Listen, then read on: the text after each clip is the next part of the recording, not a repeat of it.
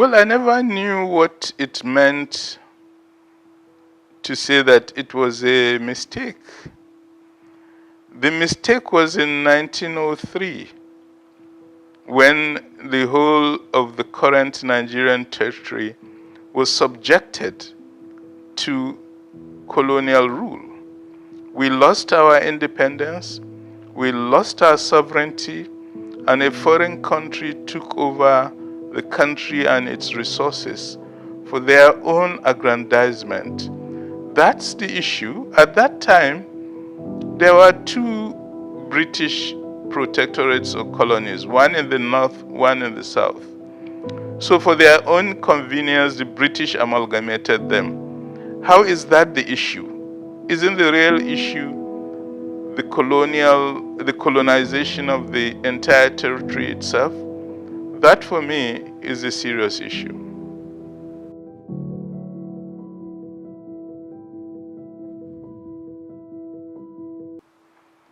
I think engaging in a struggle for liberty is never done in vain, because it produces hope, it produces enlarged possibilities for progress.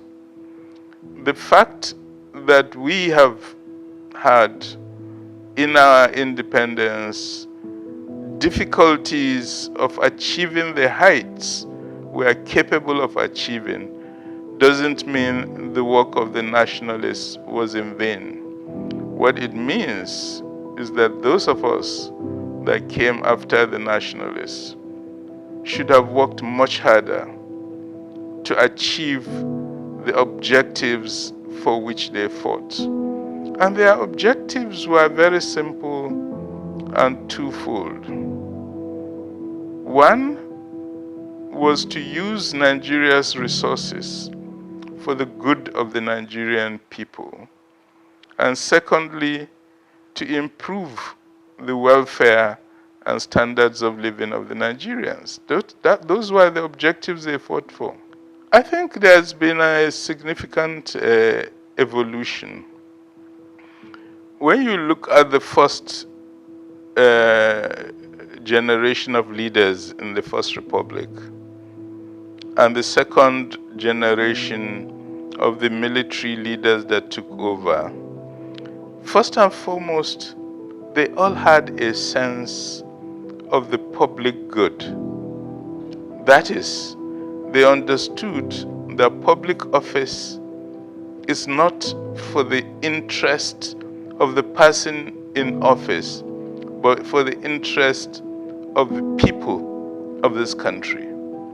They all had very clearly this sense of, I'm in power, I'm in a position to promote the public good, to defend the citizens of this country, to improve their welfare, to get them jobs, to get their children educated. That's the spirit with which they engaged in public office.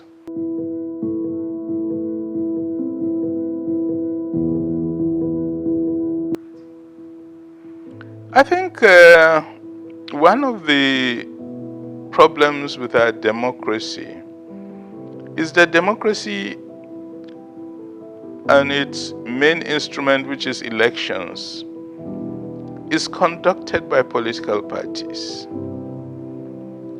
Political parties, we know what they are in political science. It's an aggregation of people with a common interest. The thing that coming together, fighting for and obtaining power, will enable them do good for their community, for their state, for their country. Now, when the Fourth Republic emerged, unfortunately, most of the parties that emerged were run by godfathers, literally owned by individuals with money, who are able to use money to control who gets into position of power and to further benefit from these people they have placed in positions of power.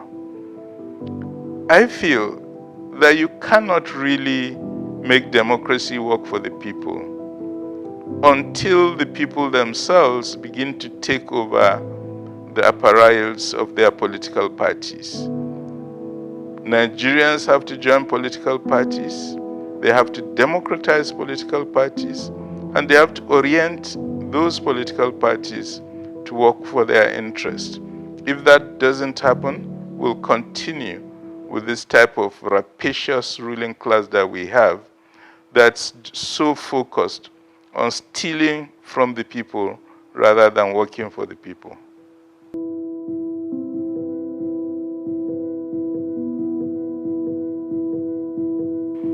The second issue we raised is that the courts are becoming too involved with our electoral processes. People will vote, and at the end is the court that will decide who the winner is. In an election, it is citizens who have voted that determine who the winner is. We made very clear recommendations that in an election, the onus of those who are contesting outcomes should be to call on the Electoral Commission to demonstrate with facts and evidence who was the actual winner. And if the question of who has won cannot be shown empirically, then you cannot have an election in which people have confidence. The burden of proof shouldn't be on somebody who has been cheated out of office.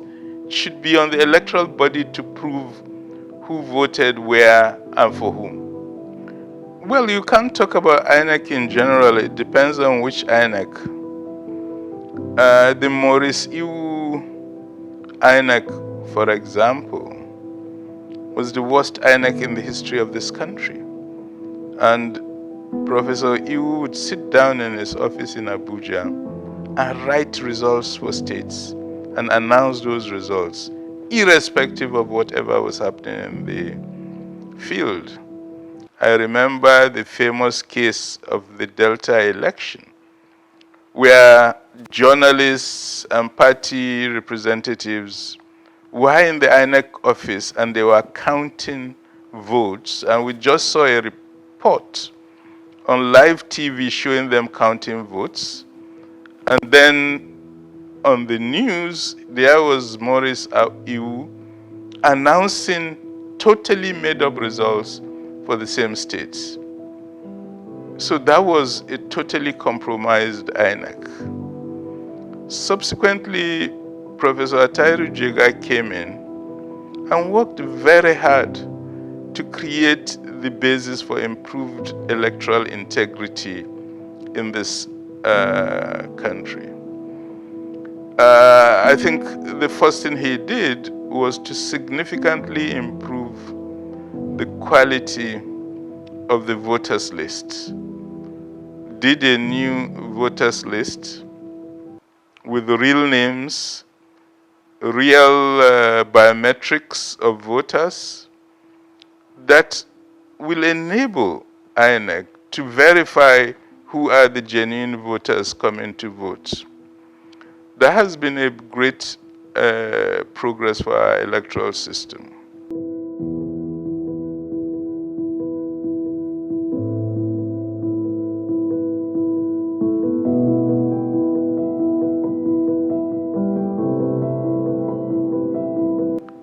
I think we, the citizens of this country, have to be much more careful in terms of the leadership we elect. We need to stop voting in people just because they have the most money. People who have a lot of money to put into politics are, for the most part, thieves. No society that is proud of itself should be found electing thieves to run its affairs because they bring down the entire society to their level. We need to be much more discerning in terms of what candidates emerge. We need to identify people who have both competence and integrity to encourage them to go into the political arena and exercise responsible leadership that will be focused on providing public goods that will benefit ordinary citizens. If we do not change this recruitment pattern of the political leadership of the country, we will continue to go down the drain. So there must be change. I think the Electoral Reform Committee, which I served under Justice Weiss, was very focused on looking at the problems with our electoral system and seeking solutions to those problems. The first thing we focused on was that for the Electoral Commission to work optimally, it should be fully independent. And we made recommendations on how to choose leaders of the Electoral Commission through advertisement, through public bid for people to be nominated, through public scrutiny, and finally processing through the National Judicial Commission to make sure people who run the Electoral Commission are very competent and have integrity.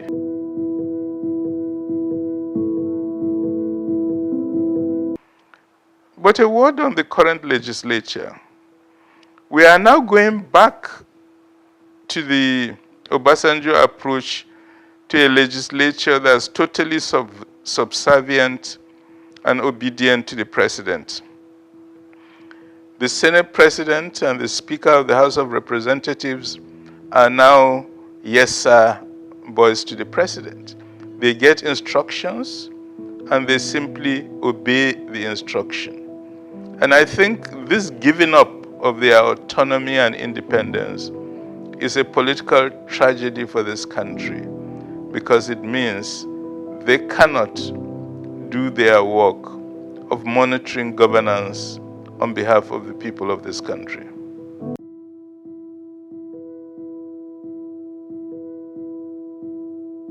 And their objectives were very simple and twofold. One was to use Nigeria's resources for the good of the Nigerian people. And secondly, to improve the welfare and standards of living of the Nigerians. Those were the objectives they fought for. And these are objectives we must all continue to fight for because it is possible, because Nigeria has the resources and the people to transform its economy, to use its resources for good of the Nigerian people.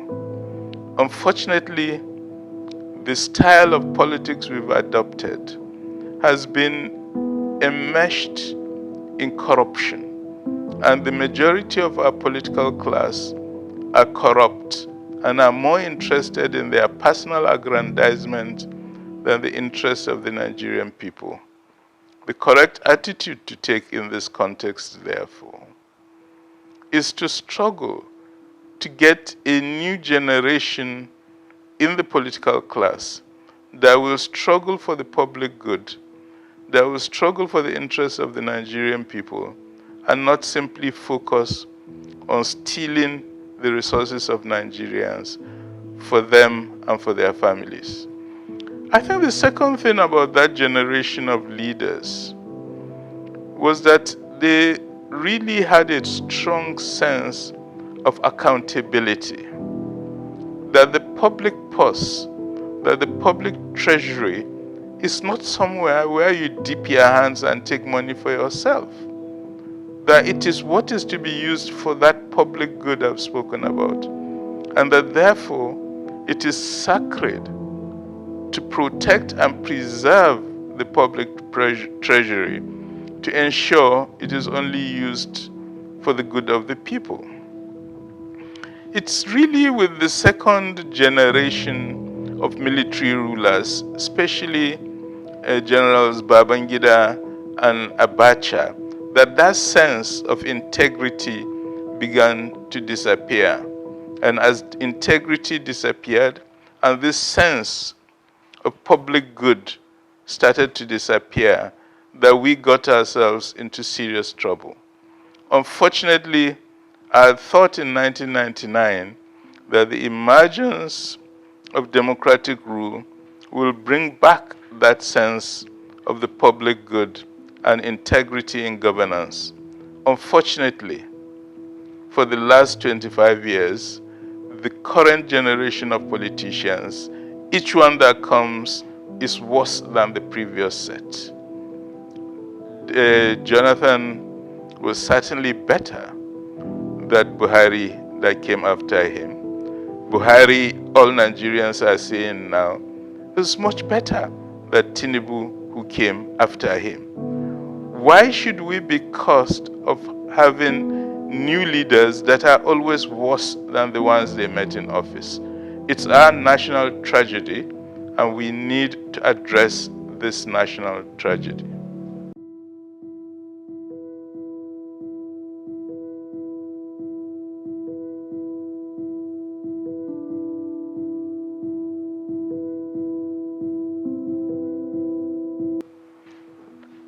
I think